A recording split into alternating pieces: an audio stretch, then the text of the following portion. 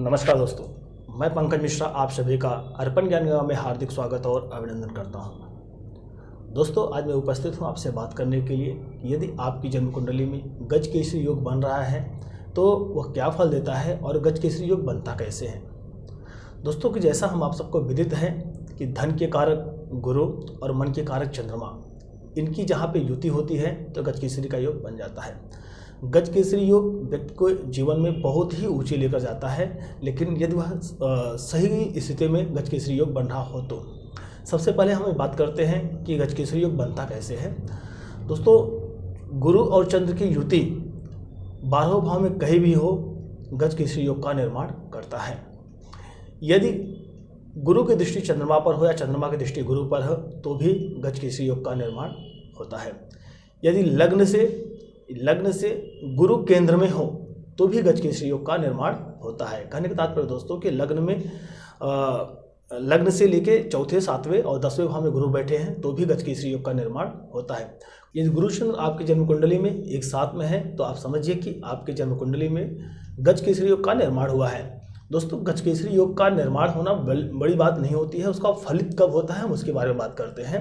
सबसे पहले हम ये बात करते हैं दोस्तों, जब चंद्रमा और गुरु की युति होती है तो गज केसरी योग का निर्माण होता है। उस पर सबसे बड़ी बात, जो ध्यान देने वाली बात यह होती है कि गुरु पर किसी भी क्रूर ग्रह की दृष्टि नहीं होनी चाहिए। गुरु उस जन्म कुंडली में नीच भाव का स्वामी नहीं होना चाहिए, नीच राशि में नहीं होना चाहिए। 6, 8, 12 गुरु 6, 8, 12 में नहीं होना चाहिए, तब जाके गज केसरी योग का जो फल होता है वो काफ़ी अच्छा फल मिलता है।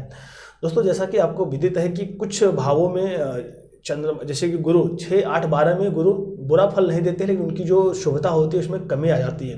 तो इस अवस्था में अगर आपकी जन्म कुंडली में गुरु और चंद्र का योग होता है, गज केसरी योग का निर्माण होता है, गुरु चंद्रमा को देखते हैं, चंद्रमा गुरु को देखते हैं, गज केसरी योग का जब निर्माण होता है तो उस स्थिति में जब तक उस जन्म कुंडली में गुरु सही नहीं होंगे, उनकी स्थिति सही नहीं होगी, चंद्रमा सही भाव में नहीं होंगे, नीच में नहीं होंगे, उच्च राशि या सम भाव में नहीं होंगे, तब तक उसका फल सही नहीं मिलता है।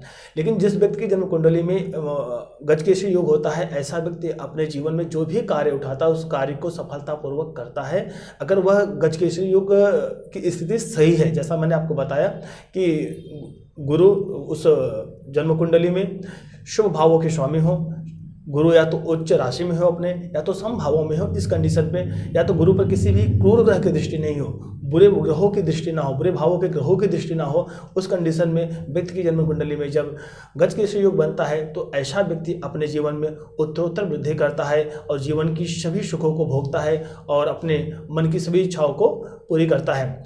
ऐसा व्यक्ति बहुत ही सात्विक काम करता है, क्योंकि गुरु और चंद्रमा की जब युति होती है तो जैसा मैंने आपको बताया कि गुरु धन भाव के स्वामी हैं और चंद्रमा आपके मन के कारक हैं। तो जब चंद्रमा और गुरु एक साथ में बैठते हैं, मन और गुरु एक साथ में बैठते हैं, तो व्यक्ति कभी भी गलत दिशा की ओर नहीं जाता है और अपने जीवन में व्यक्ति उत्तरोत्तर वृद्धि करता है और सत्कार्य करते हुए धन, बल, बुद्धि, विद्या का प्रयोग करता है और अपने समाज में, अपने परिवार में वह काफ़ी उन्नति को प्राप्त करता है।